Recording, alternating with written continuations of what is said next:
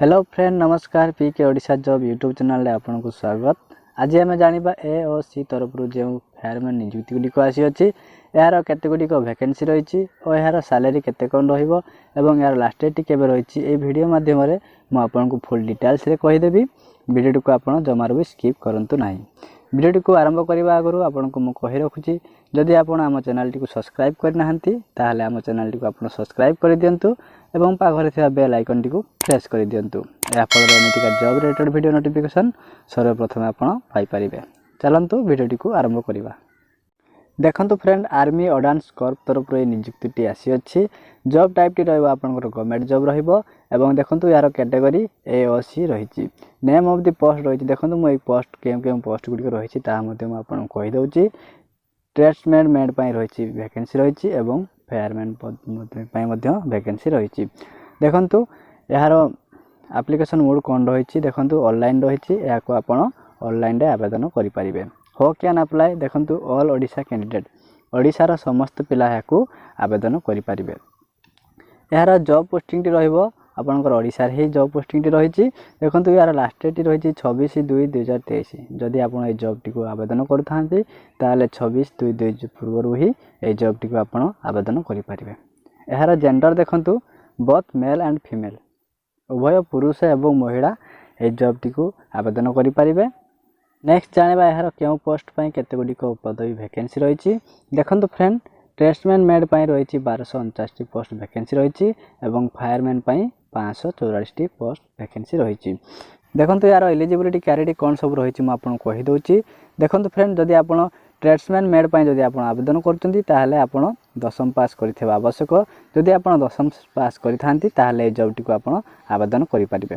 देखंतु यार रनिंग मध्ये रहिछि मेल पिलांको पई रहिछि देखंतु 1.5 किलोमीटर जाकी 6 मिनिट भीतर आपन को क्लियर करिया पई पड़िबो।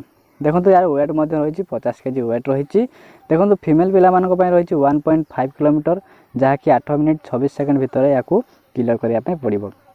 जदि आपन फायरमैन पई जदि आपन आवेदन करचंती ताहाले देखंतु आपन 10th पास करथिबे ताहाले मध्ये आपन फायरमैन जॉब टी को अप्लाई करि परिबे। यार हाइट रहिछि देखंतु 165 सेम रहिछि एवं चेस्ट देखंतु 81.86 सेम रहिछि। मेल कैंडिडेट पई पिलान को पई रहिछि देखंतु 1.5 किलोमीटर जाकी 6 मिनिट भीतर क्लियर करिया पई पड़िबो एवं फीमेल मानको पई रहिछि देखंतु 1.6 किलोमीटर जाकी 8 मिनिट 26 सेकंड रे क्लियर करिया पई पड़िबो। देखंतु फ्रेंड यार एज लिमिट कोन रहिछि म आपन कहि दउछि पूरा। मिनिमम एज रहिछि 18 वर्ष एवं मैक्सिमम रहिछि 25 वर्ष। जदि आपनकर 18 रु 25 वर्ष मध्ये रहिथाय ताहाले आपन ए जॉब टी को आवेदन करि परिबे।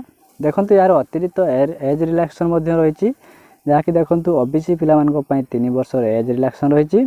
SC ST पिला मानको पई 5 वर्ष एज रिलैक्सेशन रहिछि एवं एक्स सर्विसमैन मानको पई 5 वर्ष एज रिलैक्सेशन रहिछि एवं PWD बा फिजिकल हैंडिकैप पिला मानको पई मध्ये 15 वर्ष एज रिलैक्सेशन रहिछि। नेक्स्ट जानिबा यार केउ पोस्ट पई केते होबो सैलरी रहिछि। देखंतु फ्रेंड ट्रेड्समैन पई देखंतु 18,000 रु 56,900 टंका पर मंथ सैलरी रहिबो एवं देखंतु फायरमैन पई देखंतु 19,000 रु 63,200 टंका पर मंथ सैलरी रहिबो। देखंतु यार सिलेक्शन प्रोसेस कोन रहिछि म आपन कहि रखुछि। यार सिलेक्शन प्रोसेस रहिछि प्रथम आपन गोटे रिटन एग्जाम देबा पई पड़िबो तापर आपनकर फिजिकल टेस्ट रहिबो फिजिकल एफिडेंस टेस्ट रहिबो। म आपन कहि दैछि केते किलोमीटर आपन रनिंग रहिछि एवं केते मिनिट रे आपन को क्लियर करिया पई पड़िबो ता मध्ये म आपन कहि दैछि। देखंतु यार एप्लीकेशन फी देखिबा गले देखंतु यार कोनोसी पिला याकू एप्लीकेशन फी देबा पई पड़िबो नाही। समस्त याकू फ्री रे आवेदन करि परिबे। आसंतु फ्रेंड जानिबा ए जॉब टी को अप्लाई करिया पई केउ सब इंपोर्टेंट डॉक्यूमेंट गुडी को आपन को आवश्यक पड़िबो। देखंतु फ्रेंड आपनकर HSC सर्टिफिकेट मार्कशीट जेरॉक्स एवं 10th सर्टिफिकेट मार्कशीट जेरॉक्स देखंतु आइडेंटिटी कार्ड एवं कार्ड सर्टिफिकेट केवल SC ST पिला मानकर आवश्यक पड़िबो। जनरल OBC पिला मानक पई कोनोसी कार्ड सर्टिफिकेट रो आवश्यक पड़िबो नाही। ता सहित देखंतु फ्रेंड आपनकर गोटे आधार कार्ड एवं आपनकर पासपोर्ट साइज रो फोटो एई डॉक्यूमेंट द्वारा आपण ऑनलाइन रे याकू आवेदन करि परिबे। आशा करूची वीडियोटी आपन को भल लागिथिबो। रहिली जय हिंद जय भारत।